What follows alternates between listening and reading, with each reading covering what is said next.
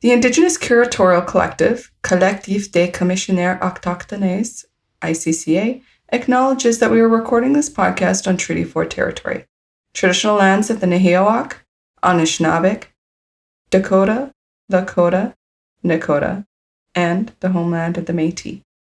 We are honored to have guests from all across Turtle Island, also known as North America.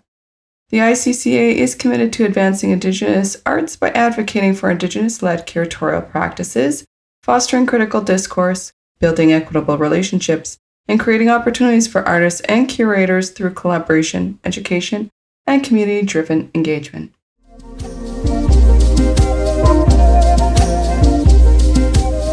Thank you for joining us today for another episode of Indigenous Narratives in Art, where we explore the vibrant world of Indigenous arts, curatorial practices, and critical discourse. Indigenous Narratives in Art is dedicated to bringing you insightful conversations and thought-provoking content that highlights and amplifies Indigenous perspectives in the arts. We're grateful to Sarah Whalen Len, aka Ink Stitcher, for our beautiful cover art. This podcast is made possible by the generous support of Digital Strategies Cultivate Grant from Canada Council for the Arts and the Listen, Hear Our Voices program from Library and Archives Canada. Together, you help us in our mission to amplify Indigenous voices. And of course, thank you for tuning in today. Now, let's engage in today's meaningful dialogue with this episode's special guest. Hello, and welcome to Indigenous Voices in Art, a podcast where we explore the dynamic world of art and culture through insightful conversations with artists, curators, and cultural leaders. I'm your host, Justine Teeny-Stillborn. I am the Digital Programs and Communications Manager at the Indigenous Curatorial Collective, also known as ICCA. And today we're diving into supporting the development of youth in curatorial studies and critical writing. And I'm here today with Lori Beavis from Daphne. And today we're going to explore how to support emerging, mid-career, and established Indigenous artists through exhibitions, workshops, residencies, and curatorial initiatives. This episode emphasizes the benefits of a commitment to nurturing youth in curatorial studies, critical art writing, and setting a strong foundation for understanding the role of mentorship in the arts. Lori, why don't you introduce yourself? Ani, Lori Beavis, Indigenous cause, Pemadash Kuchiwang, Shinagujramanong, and Dojaba. Hi, my name is Lori Beavis. My source communities are Hiawatha First Nation at Rice Lake, Ontario, and Peterborough, Ontario. As you said, I'm the director of Daphne. I'm also an independent curator. I'll say that I've been on the executive of the ICCA executive since 2019. Currently, I'm the co-chair and also on the finance committee.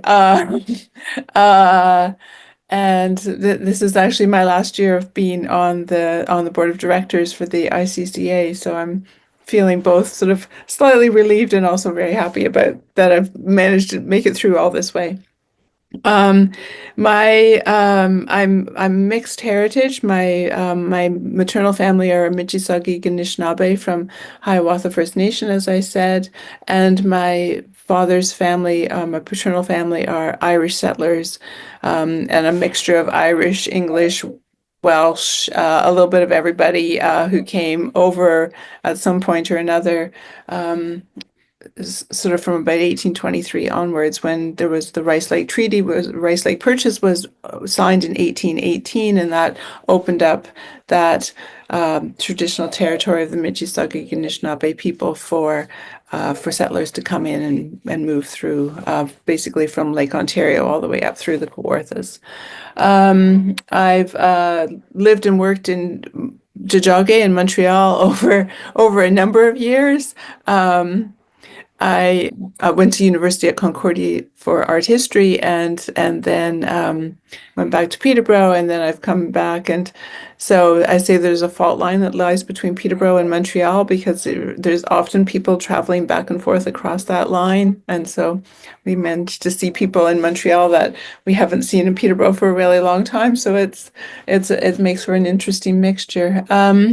I sort of came late to curatorial work and stuff like that, although I say that I did, but I always had like these really great ideas and I was always involved. One of the first artist-run centers that I ever encountered was Art Space when I was a teenager. And it's sort of it was one of those places, you know how sometimes you go into you're a sort of gawky, slightly, odd, maybe a teenager, just even sort of feel like you're an odd person as an adolescent. And I went into this artist-run center called Art Space, and I just thought, wow, what is this place? And then I just thought, wow, this is a great place. And so I would like, dip into it every once in a while, and I've stayed connected to it now for like 50 years. That's because it's now 50 years old. Um, and my sister ran Art Space for a while, through the early 1990s, and so I became even more involved in it. I was on the board there and stuff like that, and it was a really good informative experience. And it was also a place where I was like, I didn't actually do any curatorial work, but I just had really good ideas for exhibitions, and I was always saying, "Oh, this is what people should do," and so I was always just passing it on to somebody else. And then sort of when I was doing my doctorate in about 2012, 13, I started thinking about, well, first of all, I met Shelley Nero and I went to visit her at her house, and saw this really iconic Shelley Nero work hanging in her kitchen. And I thought, "Oh, somebody should do an exhibition of Shelley Nero's work, or like at least sort of using that really early work as a sort of starting point for sort of as a sort of place setter, and then all of these artists that came afterwards who knew about Shelley's work and things like that." And so that was my first big exhibition, was the Rebel Yells in 2015. And I've been just sort of going along ever since in 2010, and started at Daphne when Daphne came into existence in 2019, and I was hired in just at the start of the pandemic in 2020, in March 2020. And so we sort of developed Daphne very, very slowly because of the fact that we were all working in the situation of a lockdown. And then we actually opened to the public in 2021.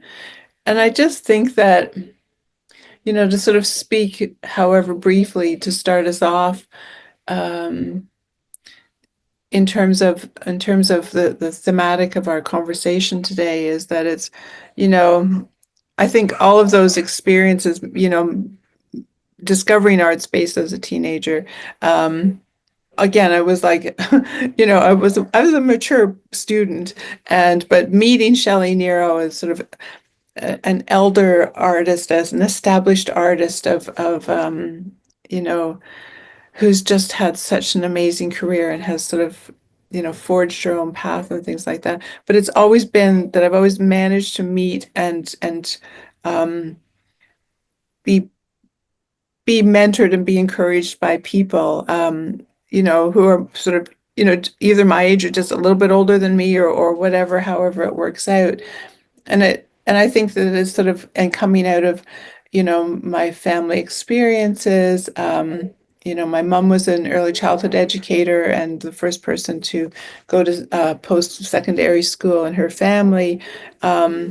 But it was all carried through with her, all of the things that she learned growing up at Hiawatha First Nation as well, and the way that we sort of, we look after the next generation, we teach them things, but we don't necessarily like do it as a sort of transactional way of teaching, but it's just sort of like embedding and introducing people and giving people opportunities and things like that. So that's kind of who I am and where I come from in everything that I'm doing in my own independent curatorial work, and then and especially in the work that I'm doing at Daphne, because of course that's an organization, and that's where we've now come into our 5th year, and we're here, and we're also thinking about our next 5, 10, 15, 20 years of being in existence as well. That's great. Thank you for sharing all I of should have warned you that my Answers go long, and my answers go really long as well. That's what this is about, right? This is about like sharing, getting a chance to share knowledge. And two, I think like in my own artistic practice, I went to university and came out and was kind of like, I don't know what to do. And I found an organization. I kind of clung to them. It was CARFAC. I've been on the board for, don't ask how, but 10 years. And I'm also coming up to my last year. And one thing that I've been thinking about on that board and as a student artist was, how do you go about accessing mentorship opportunities? How do you find that senior artist who's willing to impart wisdom on you and carry you under their wing and take you to art shows and kind of show you the ropes? And so my question to follow up on that would be, how do you, as an individual, or how do you, as the executive director of Daphne, approach mentorship?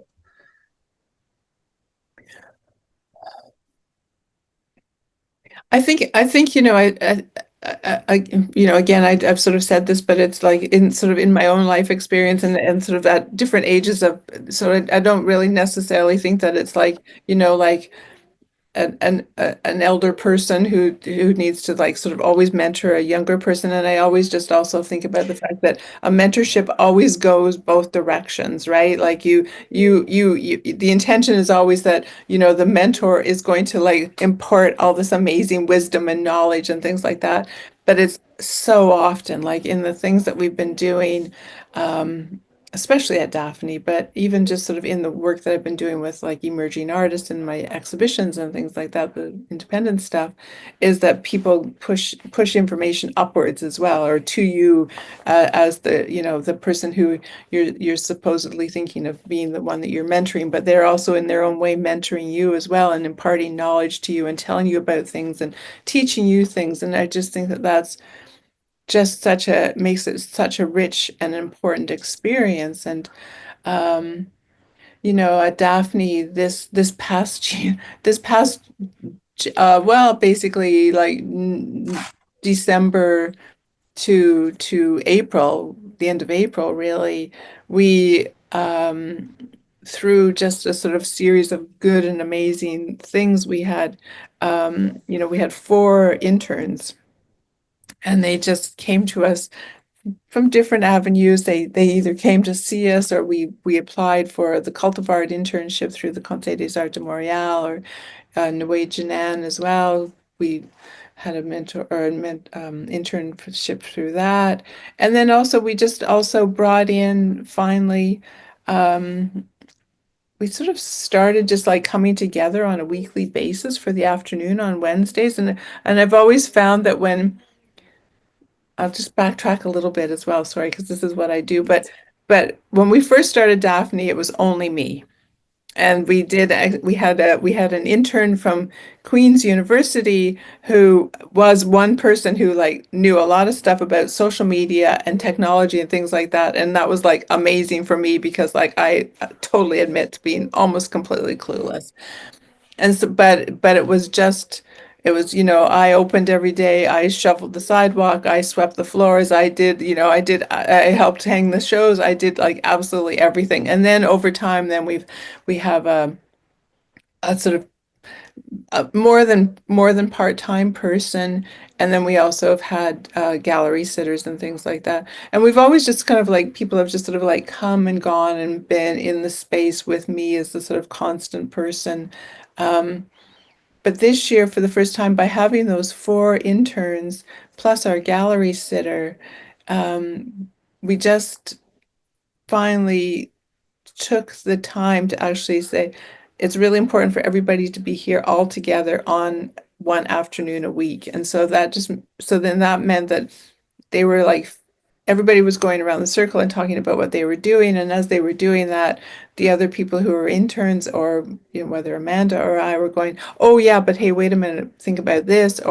And so there was just this amazing giving and sharing, and just it just became so incredibly rich. But it also brought everybody together in a way that we hadn't really ever had that experience at Daphne before.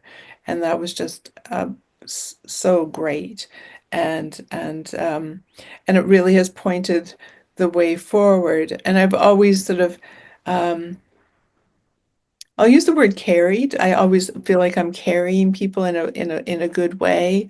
Um, um, because I really want to be able to sort of like I every grant I write, everything I do at Daphne is always about thinking about who's going to come next, who's going to be the next generation of cultural workers, and it's whether it's just like sort of teaching people how to do the administrative stuff, but it's also putting them in situations where they're actually going to learn and develop the skills, whether it's also like, helping the technician or working with the technician to hang the exhibitions, to bring the shows down, to do some of the writing that needs to be done for different exhibitions that are coming along, or other finding people who have never had any experience of teaching a workshop, and then asking them to teach that, to figure out how they could teach a workshop based on the skills that they already have. How to develop a touring program at Daphne as well. So there's always these things, and as we sort of, you know, um, open the space, carry people forward a little bit, and then suddenly they go, oh yeah, I know how to do this.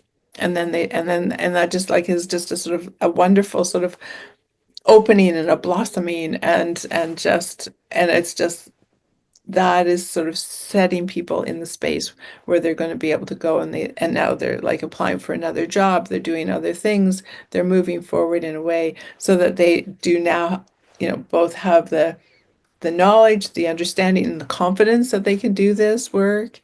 And so that always just feels really, really good. Also makes me feel really sad when they go, yeah, well, we're done with Daphne now because we're going to like move on, but please just keep coming back as well. So there's always all that kind of stuff too. So I hope that answers you. That's great. That does, yeah. That reminds me of an old boss once said, being a good leader is setting somebody up for growth, even if it's not growth with me. And so I love that. I love that mentality. And two, I also love the that exchange that you get, because you're right. It's not just the mentor imparting wisdom. A lot of times the mentee does give the mentor new ways of thinking, or sometimes just like that young, fresh view can really reinvigorate your passion and your role, whatever that role is. So I know, I know that a lot of times, especially in like the art world and the nonprofit world, even in the corporate world, sometimes succession is a really tricky thing to navigate. And I too operate the same way, where I like to make sure all my documents are on the shared cloud, and I want to make sure all my information is transparent for the next people that come along. What advice would you give to individuals who are looking to address the gap of succession, whether it's speaking to the mentors themselves or the mentees, to help and ensure that there is a strong succession plan? I feel terrible. I'm not sure, because I absolutely need to have a succession plan, and I keep thinking about this for myself, and I'm not entirely sure that I've pinned that down yet. But I am thinking about it. I always think about Sherry Farrell Rosette, and as a person who was one of the early members of the Aboriginal Curatorial Collective, now called the ICCA, and Sherry's thing is like knowing, having an archive and knowing where it is and making sure that it like stays intact. And of course, Daphne came into existence during the pandemic, and everything was online, and we were meeting by Zoom, we weren't meeting face to face. So I'm always thinking about what I've accumulated and what I've written down and where it is, for the next person that comes along.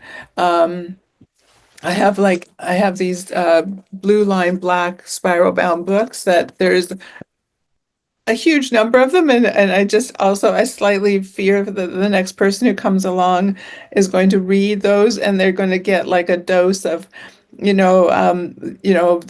mom had dementia at the end of her life and came and lived with us, and so there's like her appointments as well as all of the things that I was doing for Daphne. So like everything is all mixed together. But then I think that that's what life is anyway. Is it's like both your home life and your personal life and your work life, and everything just sort of like gets written down in the same book, and it goes into the history as well. So there's that.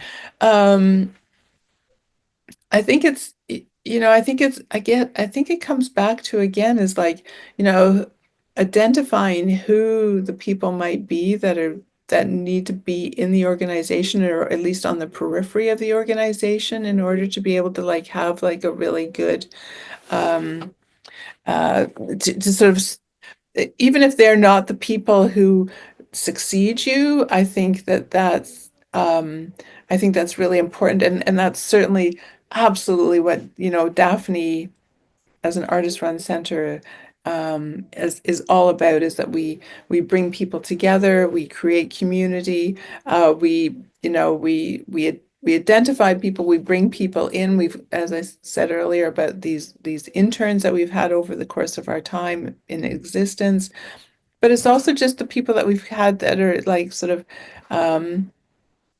both worked as interns, but then then there's other people who have just been there as workshop leaders, or as artists, or as artists who are going to come and are sort of in our neighborhood, in our lives. And so it's really good for us to have that sort of circle of people who will be there and will still be there in place when this next person comes along. And I'm also thinking about the way that one of the things that and I think this comes into what we wanted to talk about today as well, is that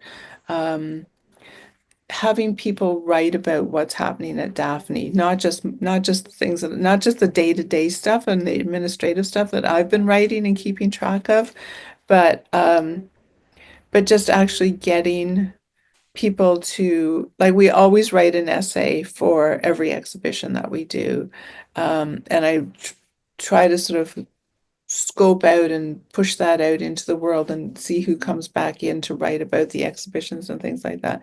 But one of the things that I've had a really hard time with is actually getting people to write critically about the exhibitions that are in our space.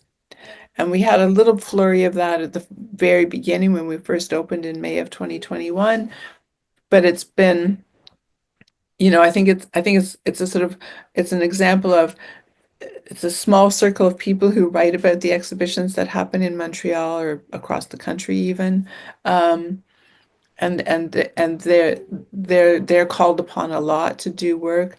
I think it's also for non-Indigenous people to talk about Indigenous art. I think they're super conscious of the fact that they may not know what they should actually be saying and thinking about that work, and maybe not feeling that they should, like, or that they can speak for the art as well. So there's that. So one of the things that I've been trying really hard to get happening at Daphne is a sort of writing program, a writing mentorship program, and so that people will start to, in a very small way, and I'd really like to start with a sort of group of kids, young youth people, sort of anywhere from like 16 to 35 years of age, who have varying degrees of writing experience. And so start small, start to talk about art critically as well, because that is the basis of it, is if you start to sort of talk about the art and what you think about it. And there's always that thing that's like, there's no wrong answers to any, or there's no bad questions or whatever, and people just sort of need to get to that point and get over it, and then they can actually start to write about the work. And then that's a way that I'd like to sort of have that filter through, and either stay on our website, or else sort of filter through and get printed in publications across the country as well. I always say, it doesn't really matter who you talk to across the country. They go, "Oh yeah, Daphne, we know about Daphne," and it's like, yeah, well, that's really great and it's wonderful. There are so few Indigenous artist-run centers across the country that, of course, there's 4 or 5 of us, and so it is really great that people do know about us. But it's usually our Indigenous colleagues as well. So that's also an artist that's really gratifying. But I do still want us to sort of like be pushed out a little bit further into the world as well too. So I'm leaving it there, but I hope that answers the question It does. as well. That does, and that leads into like a conversation about critical art writing, because it is a skill that's really it's rare. Like there's not a lot of people who are writing critically about art, but also especially Indigenous people. And I'm a firm believer in it's not about us without us, making sure that, it's Indigenous people writing about Indigenous art, because even if you don't know, I think, we feel a little bit more unafraid to say, I don't know if that sits well. Whereas a non-Indigenous person might be like, yeah, it was a great exhibition, So I think that it is really important to support emerging writers and curators in developing that critical art writing skill. And my next question would be,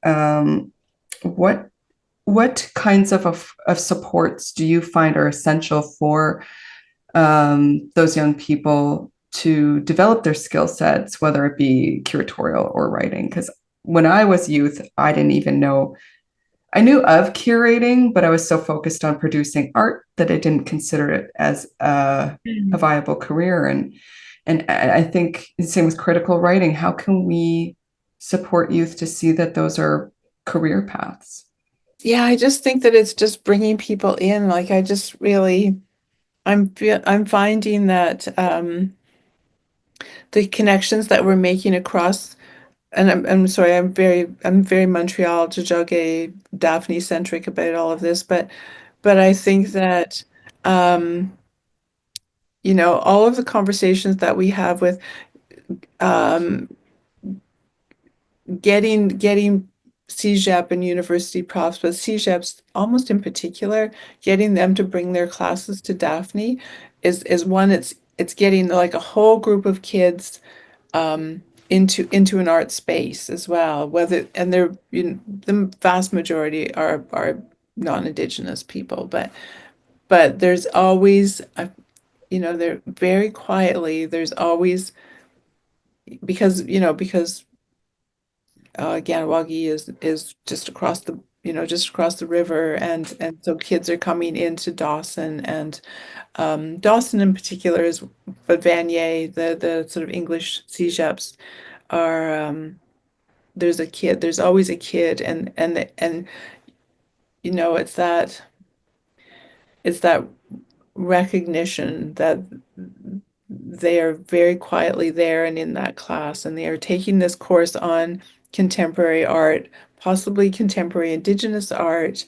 And so it's making eye contact with them and getting those few kids to just sort of like, they're the ones that will come up and say to you, yeah, I live it. I'm actually from, I'm from the reserve. I'm from, and so and it's like, this is so great, and I've never been to a place like this, and I've never seen contemporary art, and so it's really just so great to have that opportunity to have them there. We also do, slightly outside the box kind of things at Daphne, so that we get ourselves seen and heard from as well. And so we go to the pop up at Ganawagi a pop up at the powwow every summer, so that people know that we're there. We're as we expand our circle of artists and the people who are sort of like connected with us in some way or another, we're making stronger connections with Ganawagi in particular, but Akaionke, in Quebec City as well, the Wendat Artist Run Center, we're sort of forming an alliance across Quebec as well. And there's people there with at all different levels of their careers as well. Um, so what kind of supports are essential? I think just actually having like an Indigenous artist run center and actually making, applying for grants where, my first grant to get that Indigenous critical writing residency failed and the second one failed and I swore and I was like, why are they not? This is such a good thing. This is so important for us. And it was like, I've sort of built the the infrastructure of it and I'll just like put it in again and again and again. And finally they'll say, yes, they really do need this and they'll give us the money for it. Because of course, absolutely everything we do is dependent upon getting projects funding.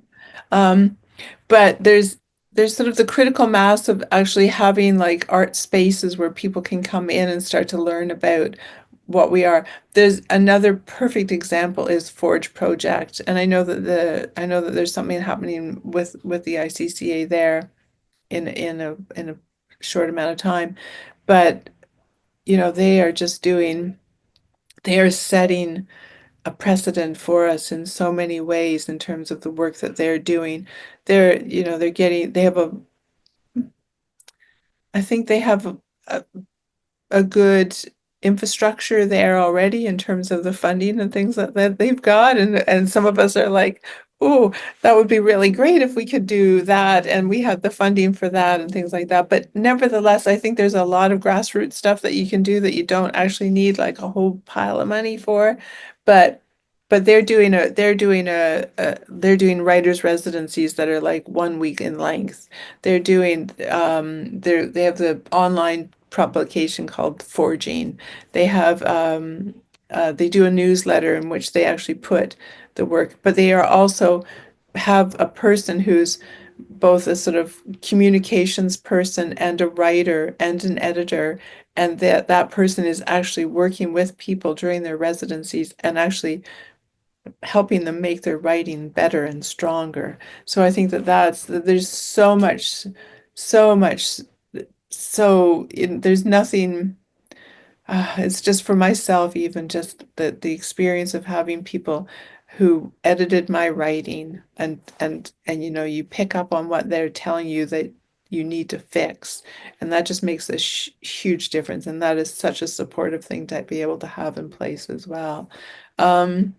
I just think that is also just like sort of if we can just do little tiny things that just give people a little bit of money. One of the things that if and when we get this writing program set up at Daphne, I want to be able to pay people for their writing as well, because that makes such a big difference to just be able to like have it acknowledge that the work that you've done has got value. And I know that the sort of getting paid for things and how we pay people for things and things like can all be slightly problematic, but I still just think that there's like nothing quite like actually getting paid for a piece of the first time you get paid for a piece of writing. It's like, oh, wow, this was okay. I can, and I can do this, and it's kind of like the curatorial process as well as like, you know, you do it once you have this idea, you do all the work that comes into like actually crafting and curating an exhibition, and then it may work, may be more or less successful as you expected or hope it would be, but it's having that little chance to do that, and create that exhibition and just learn from it and just keep going. But it's coming back and finding the spaces and looking at the spaces and seeing what's happening, and that is also going to help you sort of like set you off on the path, as I hope. Anyway. I can't relate because I'm not a curator, but it makes me really want to be one, if I'm being honest. But I love that we're talking about critical art writing, because, ICCA, we, because of our digital publications program, which is the reason for this podcast today, and Daphne is a publications partner who, wrote the letter of support for the grant that hired me. Part of my publications role is to produce writing. And so we actually partnered with Carfax, Saskatchewan for their critical art writing mentorship program. And so maybe with your local Carfax, there's an opportunity there for you as well to, because I think even within an organization, sitting around in a circle and exchanging information is great. But when we're organizations and we sit together in a circle and we exchange and share programs, we can really protect our capacity and our budget and make really incredible things happen. I think that's one of the things that we can do as Indigenous people and Indigenous organizations is that we're not, we get set up in situations where we're probably in competition with one another through like the granting processes and things like that. But, a year ago in April, I had some funding available and I did a Siniak as a gathering of all the Indigenous artist run centers across the country. Not that many, but we also brought in the Curatorial Collective and NIMAC and we just sat together for a weekend and the food was there and people stayed in the same hotel together and things like that. And it's just, you just cannot underestimate the importance of actually coming together and just sort of having the chances to talk about how you live within your organization, how you bring people into it, how you support people, how you're thinking about, how the succession and how you get people to like sort of respond to your exhibitions and things like that. And it was just so great, and we just keep waiting to like be able to do it again. And I think that all of this just like continues to build because we are always sort of like, holding one another up. We're uh, always thinking about the people who came before us. I think about SCANA and the early iteration of the ACC and all of those groups that have been in existence before, and then now with this, these 20 and 30-year-olds who are involved with us at Daphne, or have been recently, and how they're like sort of starting to move out into the world, and it's happening at Akayonke, with us here at Daphne, with Urban Shaman, like what an amazing, well, I can't do the math. 1999 to 2025, that's 35 years. And there's sort of nice examples on their board of longevity, and then there's and in their administration, but then there's new people always coming in as well. So I just, Anotsitsiwan they really feel as the almost the newest organization. I really feel that they are the people, and I'm so glad that you're talking to, and I just wish they were not so far away. But but we are spread across the country, and we are little and powerful, and we can sort of talk to one another. So I think that's really great. I agree. I think that's great as well. Also, you're right. There's nothing comparable to gathering. I personally, like a personal favorite thing of mine is to eat with people. I love eating with people. I find it's the best way to like become intimate with people on a platonic level. But we're almost out of time. I want to give you the opportunity and ask. So, thinking long term in the next 5 to 10 years, what impact are you hoping to have personally as an organization? What does that future look like for you? I think it's wonderful that I'm so thrilled that in the last 5 years at Daphne, we've managed to sort of come into existence. We came into existence in the pandemic. We managed to open. The worst possible experiences of opening a space in that time period. We've continue to grow. We went from 1,000 square feet to a space that's 4,300 square feet for like it's a lot of room there. We got some pushback about going from this tiny little space where we were like a little storefront to this much larger space, and a friend said, people don't like it, because we did get that pushback, people, about moving into a space and not consulting and with others, and how are we going to survive? And our answer was, well, we always intended to be in a much larger space, and this other friend said, people don't like it when Indigenous people take up a lot of space. And so there's that. So I think that that's really important, that we just continue to take up space. We always think about, when the Canada 150 was all sort of gearing up, and it was all going to be this really great thing, and somebody finally said, oh, hey, wait a minute, maybe not everybody wants to celebrate 150 years of colonization. So then that was the point at which more money went into arts councils and things like that for Indigenous people. So, but there was a fear. I can remember having a conversation with Scawanati, who was like, yeah, but what if it stops? Because it stopped before, but it hasn't. And we're just continuing to build and build and build, and we're all across the country, and we're just, so many amazing, wonderful things are happening. And I just really feel like it's just going to keep going. And I'm just so happy to have been some little small part of all of this, and to meet people like you who are the next generation, and just, it feels really good. So thank you so much, Miigwech.